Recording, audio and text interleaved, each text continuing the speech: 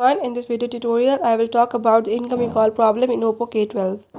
So if you are facing the incoming call related issue like the incoming call is not showing in the display of the screen or any other such problem, I will show you how you can fix it. Before I start, if you are new to my channel, don't forget to subscribe and press the bell icon. Now for further details, let's watch the video.